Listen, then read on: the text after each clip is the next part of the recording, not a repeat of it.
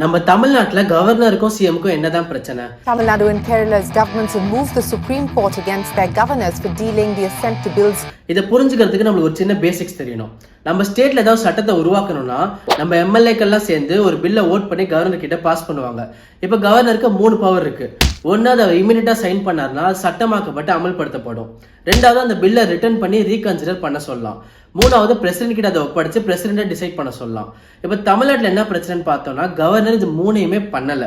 ஏன்னா நம்ம சட்டத்துல ஒரு பில்லுக்கு கவர்னர் எவ்வளவு நாளுக்குள்ள ரியாக்ட் ஆகணும்னு சொல்லி மென்ஷனே பண்ணல. இதனால 2020 பாஸ் ஆன பில்லுக்கு கூட கவர்னர் ரொம்ப நாளா பதில் சொல்லாம இருக்காரு. இதை எதிர்த்து தமிழ்நாடு கவர்மெண்ட் சுப்ரீம் கோர்ட்டுக்கு போறாங்க.